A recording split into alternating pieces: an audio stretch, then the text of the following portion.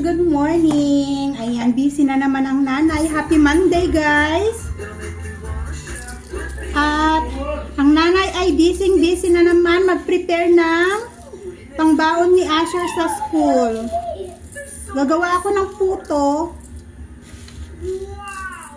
Tapos ko lang magpakulo ng gatas nila. Kaya ngayon, puto naman yung kasikasuhin natin. Naglagay ako ng 2 itlog. Yung puto ni Asher may apple. Hinaluan ko ng prutas.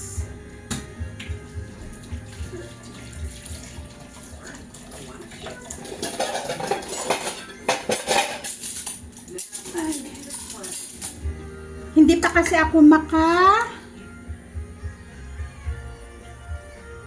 makapunta sa palengke. Kailangan ko ng cinnamon powder. Hindi pa ako makapunta doon. Kaya walang cinnamon tong lulutuin kong puto ni Asher. Ayan o. Halo-halo lang natin.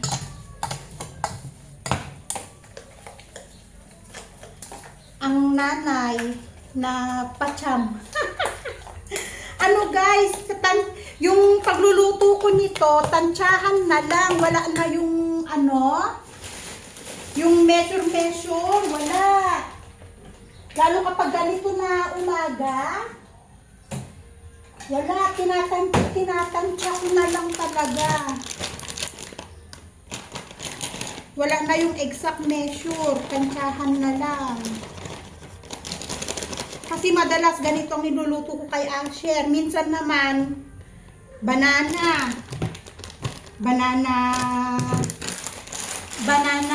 cupcake or banana cake. Ganyan naman minsan yung niluluto ko. Kaya parang siguro, nakabisado ko na rin siguro. Kaya minsan na lang, tansyahan na lang. Lagyan natin na konting asin. Lagyan natin ng oil. Kahit ang oil, tansyahan din. Hindi ko na kinukutsara. Kasi, siya, mabilisang luto. Kasi nga, minsan maaga akong nagigising, okay. Minsan naman, hindi ako basta-basta nakakabangon dahil nga si Tonton. Yung mararamdaman lang nila na wala ako sa tabi nila, magigising na sila agad. Gusto ko pa sila matulog ng matagal para hindi sila inaantok sa, sa school. Kaya yun. O, diba? Okay na.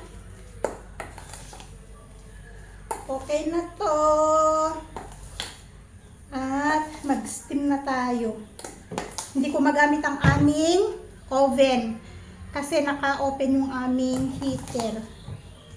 Papainit ako ng pampaligo ng 2. Pag naligo si Asher, naliligo na rin si Tonton. Kasi hindi siya pumapayag na hindi siya makaligo. Kaya sabay yan sila. Naligo yung isa, ligo na rin si Tonton. Sa umaga, medyo malamig pa ang tubig. Hindi nila kaya yung malamig na tubig. Okay na to. Ayan, magluluto na ako. Para makatapos na ako sa pangbaon ni Asher. Apple cupcake. Sayang walang cinnamon at walang vanilla extract. Mabango pag may vanilla extract. Yan na. Against the light. Di nyo nakikita. Hi guys. Habang nagluluto ako dito sa likod bahay, dumating yung bill namin sa kuryente. So, ang bill namin dito ng kuryente ay 2,109. Ayan. Minsan naiisip ko pag nakikita ko yung bill namin, parang sa akin lang ha, ito ay yung sa personal opinion ko lang. Para mas okay na rin ang electricity namin dito sa Nepal kaysa electricity dyan sa Pilipinas. Diyos ko, ang daming binabayaran na charges dyan sa Pilipinas. Lahat na lang, senior citizen, yung mga ganon. Kasi napanood ko yung hearing nila about sa nagre-reklamo nga about to. Kahit na minsan ang electricity namin dito ay patay-sindi, parang mas okay na lang din ang electricity namin kaysa ang dami mo namang binabayaran na hindi mo naman nagagastos. Dito sa Nepal guys, ang binabayaran lang naman namin dito is yung energy charges. Kasi meron din sila dito energy charges, which is yun yung 1,986, yun yung nagastos namin na electricity. Yung subsidy, although hindi ko naintindihan kung ano itong subsidy charges, which is 0, wala kami binabayaran. Demand charges, 0 din, wala kami binabayaran. At yung minimum charges nga namin na 125. Kasi pag naabot mo yung minimum nila, halimbawa, kailangan ang minimum lang na magagamit mo ay nasa 85 lang, 65 lang, ganyan. Wala kang babayaran ng 125. Kagaya kina-ama, hindi nila naaabot yung minimum charges. Kaya wala silang binabayaran na 125. Dahil nga marami kaming appliances, kaya lumalagpas kami sa minimum charges nila yan. Kaya meron kang binabayaran na 125. Other charges, wala din kaming binabayaran. Meter rent, wala din kaming binabayaran. So, ang binabayaran lang namin dito ay yung energy charges namin at saka yung minimum charges namin. So, umabot siya sa 2,109. Kaya yan. Unlike sa Pilipinas, nung nanood ako ng hearing, ang dami. May transfer, may energy loss. Kung ano yung energy loss yun, na binabayaran din. Kasi daw pag na-transfer daw kasi yung electricity na papunta sa transmitter, may mga energy loss na nawawala. At yung consumer ang pinapabayad nila sa charges na yan. Kaya minsan kapag ganyan na nakikita ko na ganito, iniisip ko, sabi ko, parang mas okay na lang talaga ako dito sa Nepal, especially pagdating sa electricity nila. Kahit na paminsan-minsan may cut off, ganyan. Minsan naman okay, lalo kapag ganitong sobrang init, talagang cut off sila ng electricity. Siguro hindi kaya ng yung electricity dyan sa may Chainpur. Sa lahat siguro hindi niya kaya yung load sa sobrang dami, kaya pinapatay nila yung mga ibang area. After mapatay yung ibang area, i-turn on nila, tapos sa kabilang area naman papatay nilang electricity, ganon. So by by area kasi ang patay ng electricity. Halimbawa dito sa may bandang amin, papatayin nila ng kahit na 30 minutes. After 30 minutes, babalik ang electricity. Sa kabilang area, sila naman ang mawawalan ng kuryente. Ganon ang ginagawa kasi dito.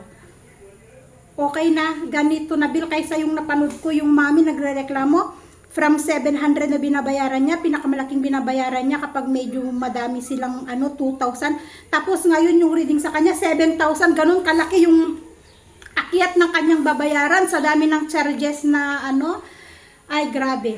Grabe ang electricity natin dyan sa Pilipinas, guys. Bali, naluto ko na yung first batch at natikman na rin namin ni Tonton, kaya 5 na lang ang natira. So, bali 18 yung 1 cup, bali 18 pieces ang kinalabasan niya na cupcake. Ayan. Masarap, malambot. Ayan, malambot siya. At masarap kasi yung lasa ng apple, humalo siya sa flour. Parang sa din, parang sa banana cupcake din. Parang ganun din yung style. So, yun guys, see you again later. Hindi pa tapos ang inyong mother na magluto ng pangbaon ni Asher. Mamamalansya pa ako sa kanya ng kanyang uniform at magpapaligo. Hi guys, kababalik lang namin galing school. Iniwan ko si Asher sa Montessori. Itatry namin kung kakayanin ni Tonton. Sabi namin kay Reka Ma'am, yung pinaka-principal doon, tingnan namin kung kakayanin niya 1 linggo. Kapag okay naman siya na 1 linggo at hindi naman siya ganun grumpy at nag-iiyak, itutuloy namin. Doon pa lang kami magbabawal. Okay naman sa school. Kasi Mineses ako nung teacher kahapon. Sabi niya, ma'am, pwede mo nang ipasok si Tonton. Kasi 'di ba sabi ko ayaw naman nila tanggapin ang 2 years old. Noon kasi hindi nila tinatanggap ang 2 years old, guys. Ang tinatanggap kasi nila is 2.5 above. So kapag eksaktong 2 ang bata kasi hindi tinatanggap, kumbaga alagain ba. Pero ngayon siguro nabago din ang ano nila sa school. Kasi tinanong ako ilang taon na, kasi napaka-active daw ni Tonton. Nakikita nila yung reels ko na ipinopost ko kasi. So napaka-active nga kasi ni Tonton. Sabi ko katutulang niya, eksaktong tulang si Tonton. Sabi ko pwede daw siya sa playgroup. Sabi ko tinatanggap nyo, titignan din. Sabi oo daw. So titignan, sabi ko nga kanina, ma'am, tignan namin, obserbahan muna namin kung kakayanin niya. Kasi most of the time kasi natutulog siya. 3 hours ang tulog niya ni Tonton. Pero yun, sa bagay, kapag siguro naman na may maraming mga bata naglalaro, tapos may mga art kasi sila, alam nyo naman ang Montessori, may mga pinapagawa sila sa mga bata na, alam nyo yon, yung activity ba? Activity na, tapos may mga pa handprint pa sila, ganyan. Sa mga playgroup, may mga pa handprint sila, may mga pa laro-laro sila. So, tignan natin, guys. Kasi gusto ko din naman siya na ma-expose na siya sa ganyan. Kasi kapag nandito lang siya sa bahay, yung edad niyang yun, marunong na siya manghingi ng mobile. Always, mami, mobile. Kung hindi mobile, yung sa TV. Yun na lang ginagawa. Minsan naman gusto niya, naglalakad dyan sa labas na nakapayong. So, kaysa ganun naman yung activity niya, bakit hindi ko na lang din, diba, dalhin sa Montessori? At least doon, yung social life niya, makakilala siya ng mga ibang kaibigan, makahalubilo siya ng ibang tao, at syempre sa Montessori, kahit papano may matutunan naman siya. So sabi ko, sige, kaya sabi ko bukas, ngayon nga, at kinausap ko si Asis, sabi niya, try natin. At kung kaya naman niya, at napaka-active na naman kasi ng batang yun, di bakit hindi, di ba? Para din naman sa kanyang para din naman sa social life ni Tonton yun. So medyo, although pakiramdam ng nanay yung, hala, baka nag-iyak, ganito ganyan, baka nagugutom o baka umihi, something like ganun ba naisip. Kaso ang sabi nga ni Asis sa akin, hindi naman siguro, sabi niya, kasi nung nasa ospital ka, nung naoperahan ba ako, di ba, iniwan din namin siya 2 araw. Sa gabi lang siya nag-iiyak kasi nga kailangan niya ng dede. Yung dede ba bago matulog. Ganon. Pero kapag during the day naman daw, hindi naman daw siya nag-iiyak. Kasi madalas siya dito sa may malaking bahay. Kinasunil siya dati. Kapag ganun na sa hapo ay sa ganitong during the day ba, naglalaro na andun siya. So, okay naman siguro. At saka kilala ko naman na yung mga teacher sa Montessori kasi teacher yun ni Asher dati. At alam ko naman na hindi nila pababayaan ang bata. Maalaga naman sila, lalo't Montessori. Talagang maalaga ang mga teacher sa Montessori. Kaya yun. Mag-isa ako ngayon sa bahay. Kaya medyo makakapaglinis ako. Makakapagligpit-ligpit ako. Pero okay naman pag nandito sa bahay si Tonton. Kasi nga, pagdating ng ganitong oras kasi natutulog kasi siya. 10:00, ganyan, natutulog siya. Minsan hanggang 1:00 ang tulog niya. Ganun kahaba ang tulog niya, guys. Pero syempre kapag nasa school, lalo't maraming mga bata naglalaro, paanohan niya yun? Makakalimutan niya yung pagtulog niya. Pero tingnan natin, guys. Hindi ba masyadong maaga sa edad niya? Hindi kaya masyadong maaga sa edad niya, yung 2 taon. Pero sabi ko naman kay Ma'am, Reka Ma'am, na halimbawa 1 linggo lang yung pwede niyang ipasok. Babayaran namin yung 1 linggo niya. Sabi ko kung hindi niya kaya, next year na lang. Pero sa tingin nyo, guys, okay ba? 2 years old, na pumasok na siya sa Montessori. Nag-Montessori na siya, 2 taon pa lang.